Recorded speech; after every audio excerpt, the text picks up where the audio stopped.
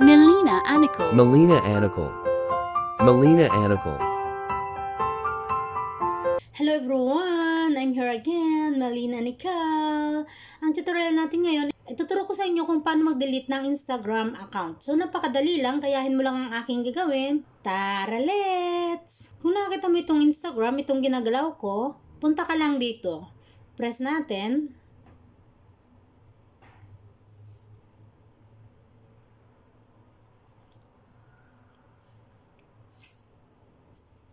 Kung nakita nyo yung napakagandang profile ko sa baba, yung nilalagyan ko ng arrow, punta ka lang doon. Punta lang kayo sa profile nyo. So, pupunta ako sa aking profile. So, i-press natin. Kung nakita nyo yung nasa taas, itong ginagalaw ko, yung nilalagyan ko ng arrow, punta ka lang dyan. Press natin. Punta ka lang dito sa settings and privacy. Press mo lang to, press natin.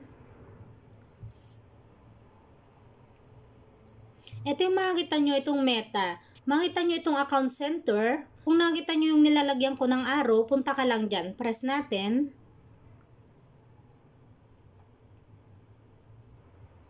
Punta ka lang dito sa account settings. Kung makikita mo itong personal details, punta ka lang dito sa personal details. Kung nakita mo yung nilalagyan ko ng arrow, press mo lang yan. Press natin.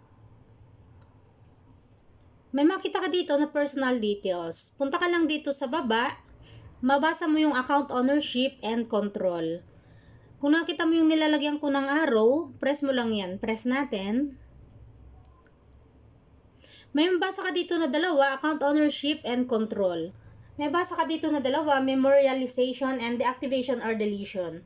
Punta ka lang dito, kung nakita mo yung nilalagyan ko ng arrow, press mo lang yan. Press natin.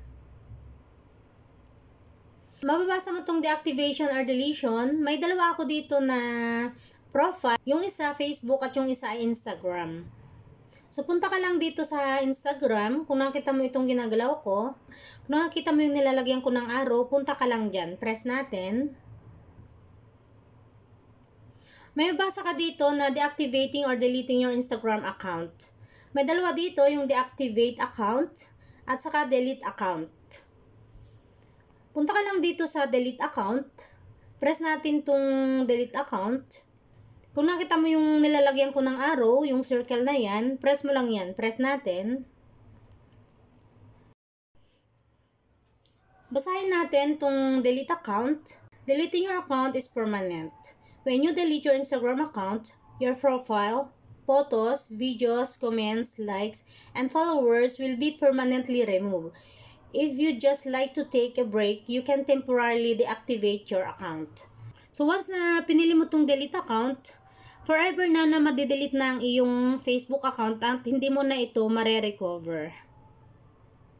May makita kayo sa baba, continue and cancel. Punta ka lang dito sa continue, press mo lang tong continue, press natin.